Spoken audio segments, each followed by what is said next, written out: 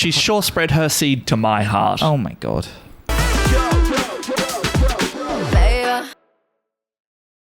Hello. Hello. I'm Callum. And I'm Nick. And this is That's Eurovision, baby.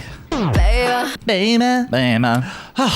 We are coming to you guys pretty fresh off the press. Look, well, Fresh is not a word I'd use to describe ourselves at the moment. fresh as non-Europeans can probably be about European Song Contest, but we are coming to talk to you about the fantastic edition of Vidbir 2026 that has just gone down. And of course, the winner, Leléka, with her song Ridnym.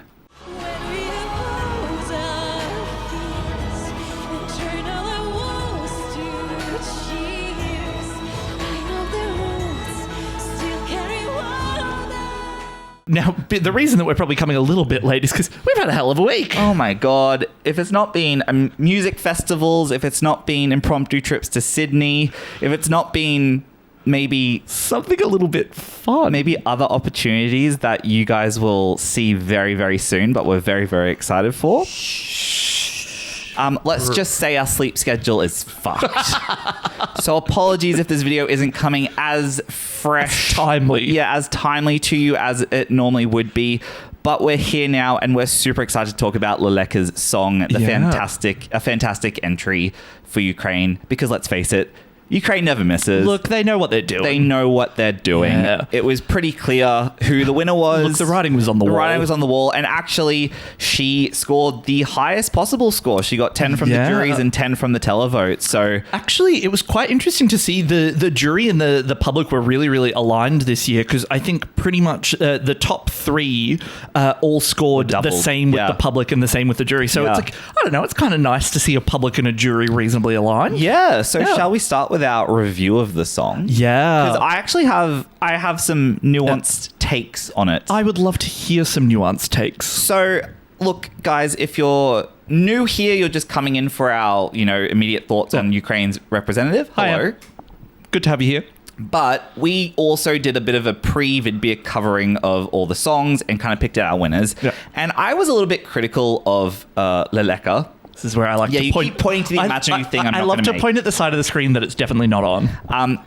And my feedback on Leléka's song was that I think just hearing it only with audio, I didn't really get taken to where I maybe wanted to go. And to where it seems a lot of Leléka fans got taken. But one of the brilliant things, it's like we don't really have a lot of ego and pride to us. And so what we got was a lot of incredible comments from Ukrainian fans of Leléka, kind of coming to her support and explaining in detail like why the song is so important. And two things I want to say to that. Firstly, thank you to you guys. Like, a really great discourse was had, and I think it made me sort of like switch in my brain where I was listening to this song from. And secondly, too, I really appreciated the fact that I don't know, it's like the community in action, right? Like, it's like showing that, like, we don't come here from the perspective of like, we're right, you're wrong, and our opinion is somehow factually correct. Because our opinion is notoriously dog shit. We predicted Jerry Hell or Monica to win, and we were wrong. And I think that's also really, really cool about the Ukrainian people, is it seems like you guys said, we don't really care about your prestige. We don't really care about your history in Eurovision. We care about sending the song that represents us the best. Yeah. And so I just want to say, like, coming into Vidbir with a sort of fresh mindset with listening to the song, I don't know, something kind of changed, and hearing her vocal performance live was super special. Yeah. Seeing the kind of stage work that she was workshopping, and I have some notes, but we'll get there. Yeah. But it was the most robust finished package of all the ones on the stage.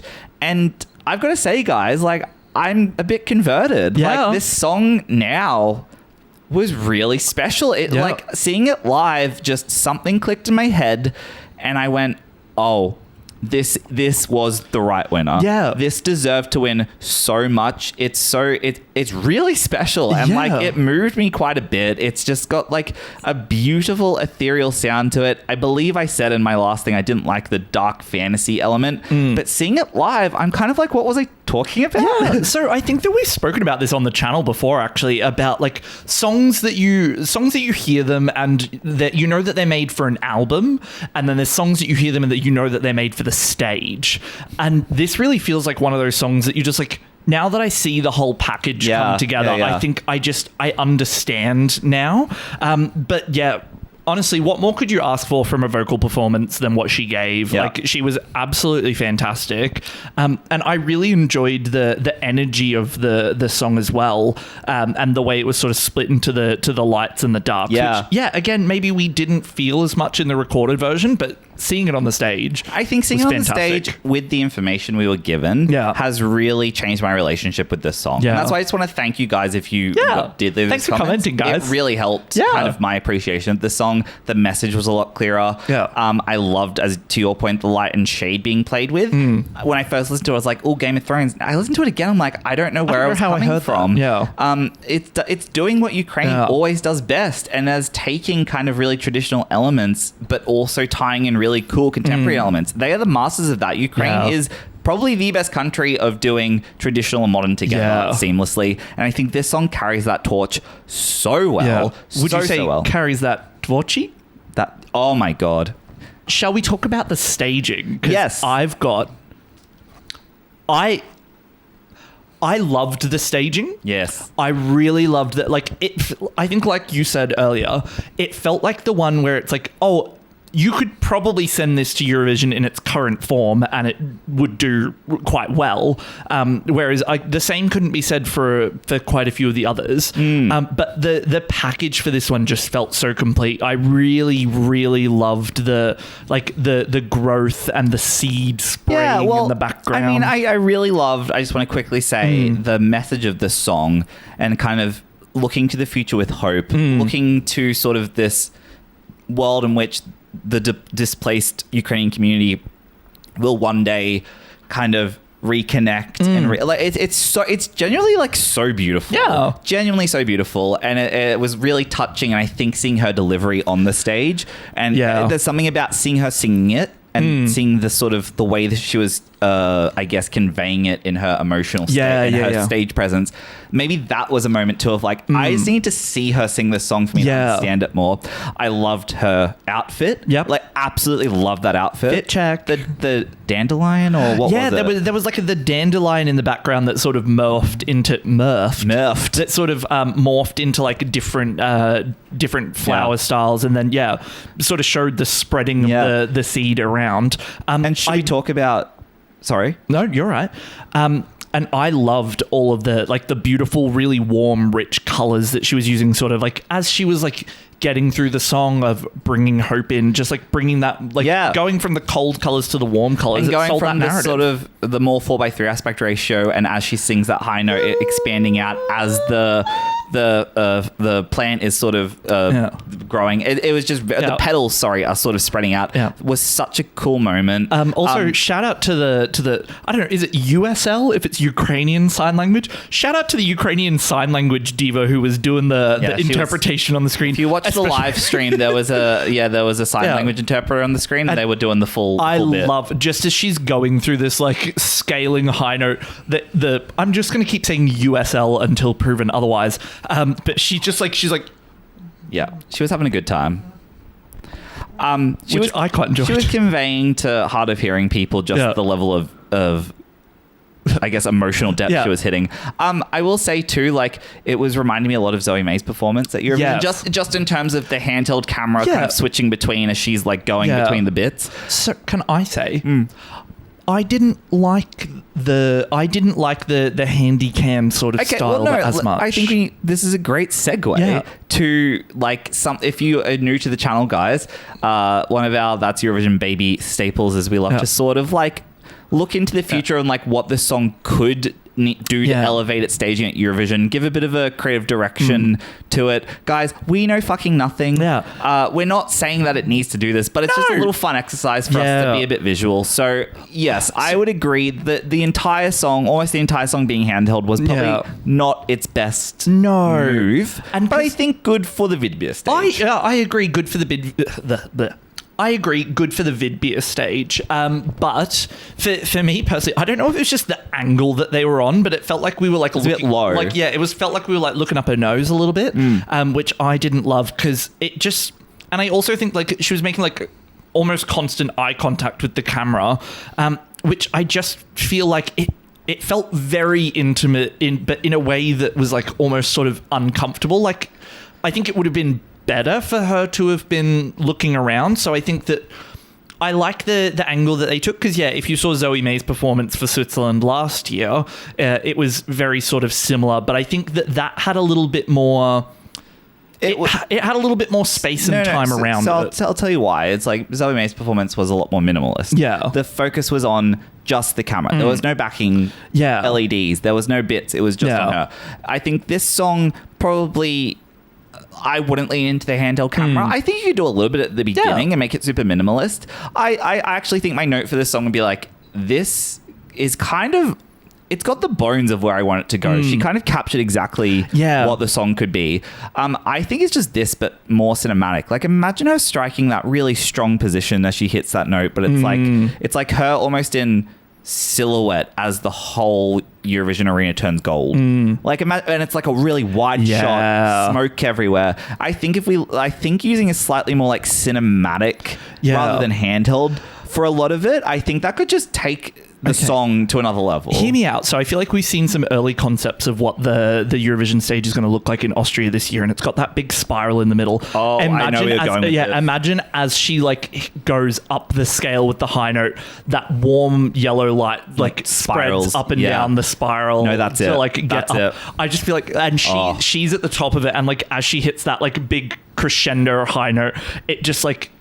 I would love for it to be like the whole back of the screen is dark, like, and the only thing that you can see as she's like singing up the scale is the light that sort of grows and grows, and then when she hits like the final high note, it spreads, like it explodes out of the stage behind her. Hope, right? Kind of explode. It grows from a seed. Exactly.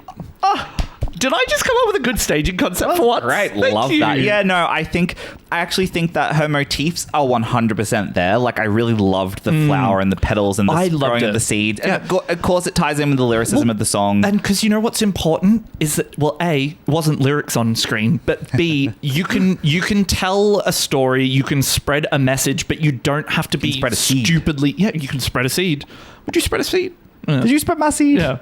You wouldn't steal a car. You wouldn't spread a seed. Yes. Yeah. But like, I love that you can tell a story and you can represent a concept without being like, and now I am going over here where the Ukrainian people are and they are in the diaspora and they are sad. Yes. No, totally. And I think that like I said, like I would say maybe start the song a bit handheld, but then quickly transition to a more cinematic, like, okay, a good example would be Tattoo by Loreen, and the way it does like the letterbox smoke machine sort of vibe where it feels very cinematic. And it's like the panini presses down on her, but then sort of like spreads up and up and up. I think that there's a world in which I could see that level of like that really kind of letterboxy effect playing around with sort of whatever. But yes, I agree with you. I think as long as we really focus on making that moment, making the whole arena feels like it's exploding in like a golden, like hopeful, unifying hue. Like I think that's really beautiful, and I think that this could,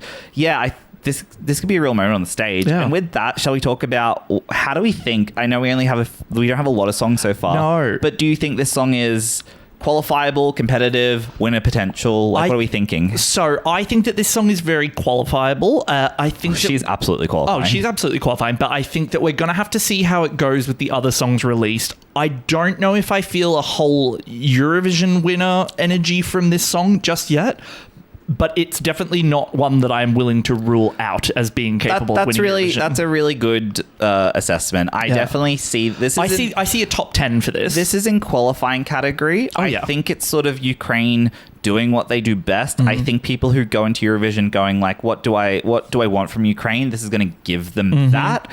Beautiful messaging, uplifting. I think this is going to stand out in a semi-final really well. Oh yeah. And then do I think it's in winner contention? I'm not, to your point, I agree. I'm not going to say no just yet. Yeah. But I think that there's maybe other songs. Also, I think that we've got like a grand total of 7 songs now. But I understand. But I think we're just being a bit facetious and trying to like make big claims for engagement. But I think with maybe some other potential national final winners that we've spoken about in the past that haven't decided their national selections yet, there could be some big names coming. How does Leléka stack up in that? Only time will tell. Yeah. But I just want to reiterate. She's sure spread her seed to my heart. Oh my God. No? You didn't like that one? I did not. Oh, well. I feel icky. Yeah, well, that feels like a perfect place for us to wrap things up then. Yes, I just want to reiterate, guys, like, having opinions grow and change as we kind of like experience the song a bit more, see a bit more of its elements. It's going to be a totally natural process of what we do. And I just want to reiterate by saying like, thank you for just making us re-engage with the song in a slightly different light. And it makes total sense why it won now. Yeah. And I get it. I want to say that like, I believe every time at the end of every episode where we ask you guys to subscribe and comment, it's not just because we want it to go into the abyss. Like we actually genuinely really enjoy having like conversations and having differing opinions sort of like thrown at us. So please don't stop. So if you guys want to do that and you haven't, please leave a comment. What did you think of Leléka's song? Yeah. Do you also agree with us that it was the clear winner and that it's potentially competitive at Eurovision? If you haven't subscribed yet, subscribe. What are you doing? Like the video. Yeah. Get us in that algorithm. Please. No, but I think that's a great place to leave it. Ukraine, well done. Yet again. Well done. It's a bit redundant to even be like, oh my God, you did so well. Honestly, of course you fucking did. Turn the camera off. Turn the camera off. I'm done. Kind of dead ass. Okay. Thank you so much, Ukraine. And thank you so much, you guys. Thanks, guys. We'll see you next time. Woo. Catch you on the flip, babies.